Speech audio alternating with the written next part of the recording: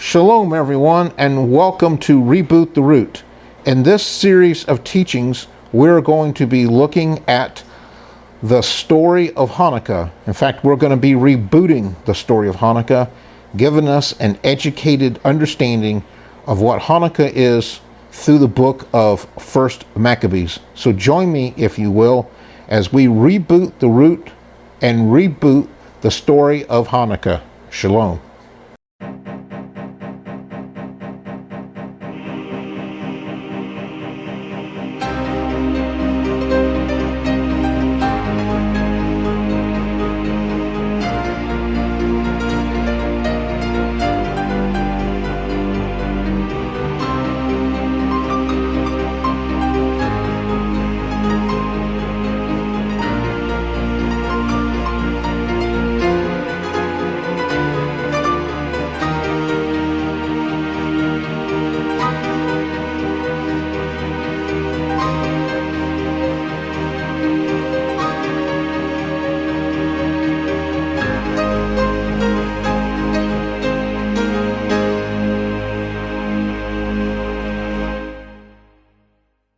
Shalom and welcome to Reboot the Root. In this episode, we are continuing to reboot Hanukkah. We're learning about the history behind Hanukkah, why Hanukkah happened. We're learning about the revolt of the Jews against the Greeks in the 2nd century BC. And so last episode, we left off in 1st Macabees chapter 2, where we're talking about the rise of the Hasmonean revolt in the sons of Matthias. And so he is the son of John, who was the son of Simeon, who was a priest of Joab. And so we are, that's where we left off, and that's where we're going to continue on this episode of Reboot the Root as we're rebooting Hanukkah. So let's continue on with 1st Macabees chapter 2, 1 through 5. In those days arose Matthias, the son of John, the son of Simeon, a priest of the sons of Joab from Jerusalem, and dwelt in Modin. And he had 5 sons, Jonan called Cadus, Simon called Thassi, Judas, who was called Macabees, and Eleazar called Avaron, and Jonathan, whose surname was Aphus. So we have the 5 sons of Matthias. So there's Jonan, Simon, Judas, Eleazar, and Jonathan. 5 sons of Matthias. Matthias was actually the one who actually started the rebellion against the Greeks. So Matthias's great-grandfather was called Hasmoneus, and so that's where we get the name for the Hasmonean dynasty. And so the Hasmonean dynasty will ultimately rule over Israel once they kick the Greeks out. So Matthias's great-great-grandfather was called Hasmoneus, the family that is often designated as Hasmonean rather than Maccabean. So that comes from the article from Britannica.com entitled Hasmoneus. The Hasmoneans, we find, were a family of high priests. And the high priests at this time probably were not Levites. Hasmoneans officially starts with Simon, one of the sons of Matthias. The Hasmoneans, they enabled the Jewish people to live sovereignly apart from the Syrians, the Seleucids, that came from Antiochus IV for about 7 years, from year 142 to 135 BC. This dynasty of the Hasmoneans had survived for about 130 years before yielding to the Herodian dynasty in 37 BC. So the Herodian dynasty would be the controlling political party in Israel during the time of Jesus. So in the article Wikipedia in the Wikipedia article, rather, entitled Modin Maccabean Reut, we read about this area that the Maccabean family was living in, called Modin. So we want to look at what this area about Modin is. It is an Israeli city located in central Israel, about 35 kilometers or 22 miles southeast of Tel Aviv, and 30 kilometers or 19 miles west of Jerusalem. So it's Modin is fairly near Jerusalem, where all the rebellion is going to happen. So Modin is the modern city that was named after the ancient Jewish town of Modin, which existed in the same area. Modin was the place of origin of the Maccabees, the Jewish rebels who freed Judea from the rule of the Seleucid Empire and established the Hasmonean dynasty. In the article from Britannica.com entitled Hasmonean Dynasty, the Hasmonean dynasty, also spelled Hasmonean, dynasty of ancient Judea, were the descendants of the Maccabean family. The name derived, according to the Jewish historian Josephus, in the Antiquities of the Jews, from the name of their ancestor. They come from Hasmoneus, or Hasmon, or Asamoneus. The last Hasmonean, who is Antigonus, who was deposed and executed by the Romans under Mark Antony. That comes from Britannica.com. So we need to understand, when we're talking about the Herodian dynasty that existed during the time of Jesus, the New Testament era, or we're talking about the Hasmonean dynasty, the political party in charge of Israel before the Herodian dynasty, so meaning it's like the last remaining years of the BC era, we need to understand what dynasty means. So according to Britannica.com, they define dynasty as a family or line of rulers, a succession of sovereigns of a country belonging to a single family or tracing their descent to a common ancestor. So a lot of us, maybe we're familiar with the idea of dynasty as it relates to Egyptian rulers. It's the same type of thing. It's a class of rulers that rule over a particular country. The Wikipedia article entitled Hasmonean Dynasty talks about this when we're talking about the Hasmonean dynasty that's happening. It says between 140 and 116 BC, the dynasty ruled Judea semi-autonomously from the Seleucid Empire, and from roughly 110 BC, with the empire disintegrating, Judea gained full independence and expanded into the neighboring regions of Samaria, Galilee, Etruria, Perea, and Idumea. The Hasmonean rulers took the title Basileus, king or emperor. So Basileus, it means king or emperor, and some modern scholars refer to this period as an independent kingdom of Israel. The kingdom was ultimately conquered by the Roman Republic, and the dynasty was displaced by Herod the Great in 37 BC. From Josephus.org, they talk about how Josephus, the Hebrew or Jewish historian, was actually connected to the Hasmoneans. So let's read that. It says, Josephus, the first century Jewish historian, is a descendant of the Hasmoneans. So he's in a good place to give us some accurate details of what was really happening with the Maccabean revolt. It also says that Josephus traces his ancestry to the Hasmoneans, the family of Judah Maccabee, who was the hero of the Channukah story. So going back to the Hasmonean family of the Maccabees, let's learn some things. Let's learn and teach ourselves some things about this family of rebels. So Mattathias, he had 5 sons. We already identified them as Judas, Eleazar, Simon, John, and Jonathan.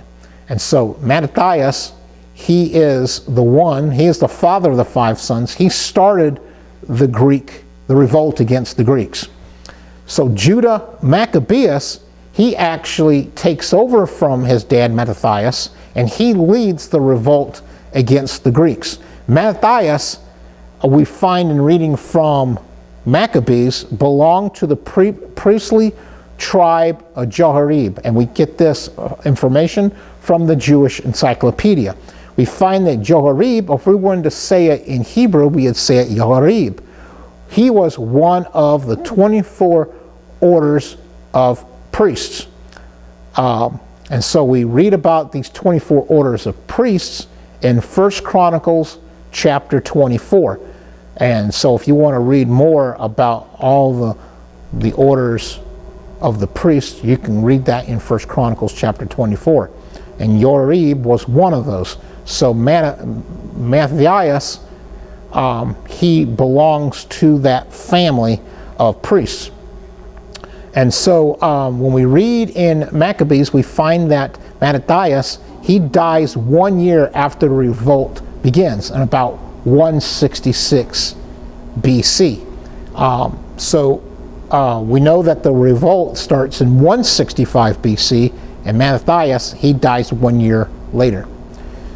The Wikipedia article entitled Mattathias talks about who Mattathias was. It says he was a priest who served in the temple at Jerusalem, and he was the son of Johann, grandson of Simeon the Hasmonean, and great-grandson of Asmon or Hasmonius, a Cohen, which is a priest of the lineage of Johorib or Johorib, for being the 5th grandson of Adiah, son of Johorib, and grandson of Yakin, in turn a descendant of Phinehas, 3rd high priest of Israel, according to Mattathias's own words in 1 Maccabees. So there was a command to Mattathias and his family to comply, as we talked about in the last episode. We talked about there was a Greek push to oppress the Jews, to force them to relent to the Greeks' paganistic ideas. So there was this command to Mattathias and his family to comply to Antiochus Epiphanes, to his heathen law. So it says here, I'm going to quote from the story. It says, "Now therefore come thou first and fulfill the king's commandment, like all the heathen have done. Yea, and the men of Judah also, and such as remain at Jerusalem. So shalt thou and thy house be in the number of the king's friends, and thou and thy children shall be honored with silver and gold and many rewards." So they're trying to compel them to say there are some rewards for being Hellenistic. There are some rewards for turning against Yahweh. There are some rewards to being Hellenized Jews and to comply to the pagan empire of Greece. So Mattathias has an answer to this command of the Seleucids, of Antiochus Epiphanes. Mattathias' answer to the Greeks, he will not concede to be a heathen. And we read in, not read, but I'm going to quote from the book of Maccabees that says, his answer to the heathen Antiochus, he says, "Though all the nations that are under the king's dominion obey him and fall away, every one from the religion of their fathers, and give consent to his commandments, yet will I and my sons and my brethren walk in the covenant of our fathers. God forbid that we should forsake the law and the ordinances. We will not hearken to the king's words to go from a religion either on the right hand or on the left. What a profound statement Matthias says in his answer to the Greeks to be a heathen. So this is really what's happening here with the oppression against the Jews, is the Seleucid Greeks are really commanding the Jews at Jerusalem and in Israel to be heathens. They are saying, you must be a heathen or you will die. But it is the strength of the Macabees revolt that stands up and says, we will not bow down to you, nor your gods, nor your paganistic ideas. And so we see here in 1 Maccabees 2:8, we see the beginning of the defiled temple at Jerusalem. In 1 Maccabees 2:8, it says, her temple is become as a man without glory. The glory of God's temple has been erased because the pagans have come in and defiled the temple. On 1 Maccabees 1:54, we read this before, but we'll read it again. It says, now the 15th day of the month Caslu, in the 145th year, they set up the abomination of desolation upon the altar and built idol altars throughout the cities of Judah on every side. So this abomination that they're doing was to sacrifice the pig on the altar in Jerusalem to Zeus. And this is what defiled the temple. So God, if we read in Leviticus chapter 11, we define what the dietary laws are. And so if you want to go back and find out what those are, please do so. So this defines what God considers to be clean and to be unclean. And so God considers the pig to be unclean. And this was what was so horrific in what the Greeks did at the temple, is that they dared to defile the God of the universe. They defiled Yahweh and coming and defiling his temple with pig. So let's go to Leviticus chapter 11, verses 2 and 3 and verse 7 to find out what God says in his holy word about the pig. It says, speak unto the children of Israel, saying, these are the beasts which you shall eat among all the beasts that are on the earth. Whatsoever parteth the hoof and is cloven-footed, and chews the cud among the beasts that you shall eat. So in order for a beast to be considered clean, it has to part the hoof and chews the cud. Okay? Verse 7 continues, and the swine, though he divides the hoof and be cloven-footed, yet he chews not the cud, he is unclean to you. So this is the Bible. This is the Bible saying what is unclean. In 1 Maccabees 2:23 through 24, it says, and now when he had left speaking these words, there came one of the Jews in the sight of all to sacrifice on the altar which was at Modin, according to the king's commandment. Which thing when Matthias saw, he was inflamed with zeal, and his reins trembled. Neither could he forbear to show his anger according to judgment. Wherefore he ran and slew him upon the altar. So what's happening here is Matthias, in his anger, he sees a fellow Jew, a Hellenized Jew. He is obeying the king's decree to be pagan. And Matthias is enraged by this, and he goes and he kills him right on the altar. In the Wikipedia article entitled Maccabean Revolt, it says, in the narrative of 1 Maccabees, after Antiochus IV issued his decree forbidding Jewish religious practice, a rural Jewish priest from Modin, this is Matthias, the Hasmonean, he sparked the revolt against the Seleucid Empire by refusing to worship the Greek gods.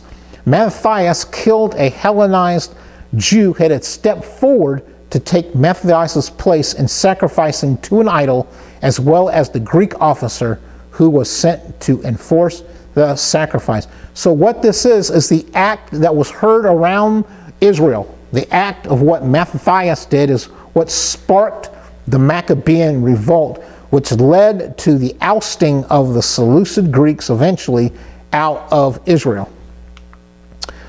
First Macabees 2:27 says, "And Matthias cried throughout the city with a loud voice, saying, Whoever is zealous of the law and maintaineth the covenant, let him follow me." What a bold statement that resounds rebellion with strength. To say who is on God's side, and whoever wants to keep the Torah, come follow me. If you were there, if I was there, would we not follow after such a cry? And we see that what's happening here is that Hellenism and paganism is challenged. The defense for Torah is put out there. Matthias, he leads the return away from paganism, and what he's actually doing is he's instilling the cry for teshuvah. And so we know that teshuvah in Hebrew means that we are turning away and we're going back to God.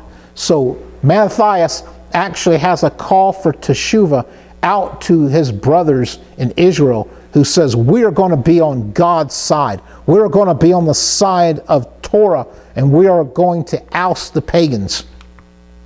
First Macabees 2:28 through 30. Let's read that. So he, Matthias, and his sons fled into the mountains and left all that ever they had in the city. Then many that sought after justice and judgment went down into the wilderness to dwell there, both they and their children and their wives and their cattle, because afflictions increased sore upon them. So those who retreated to fight, they retreated so they could seek out justice. Okay, so this is what's happening with the Macabees revolt, and we're seeing that Matthias, he is leading the charge. He is standing up against the Greek pressures. He's standing against the pagan takeover, to stand against the tyranny of the Greeks and the oppression against their identity, against their culture, against their stance as a people group, and against their religion of being Jews. So I think this is a good place to stop for this episode of Reboot the Root and the rebooting of Hanukkah. I want to ask you to join me next time, and we'll continue to look at the revolt of the Hasmoneans, the Macabees, against the Seleucids. And hope you're finding this information interesting. It's a very interesting chronicalization of the story of Hanukkah. Most stories of Hanukkah don't probably go this deep, but because I want us to understand what's the backstory behind Hanukkah. The backstory is important to know why the Hanukkah story happened. And that's all really behind the idea of the reboot, is everything that we believe, we need to find out the reason behind it. We need to absolve ourselves of man's traditions, man's doctrines, man's dogma, and we need to get back to the Bible to find out what is it that we really believe. Even though Maccabees isn't really part of the Bible, it's part of the Apocrypha, but the Maccabees story is one of those historical books that we can look to find out what's the historical story of our Jewish brethren. Okay, so join me next time as we continue the reboot with the Hanukkah story, and we'll learn more about the Maccabees revolt. So for now, shalom.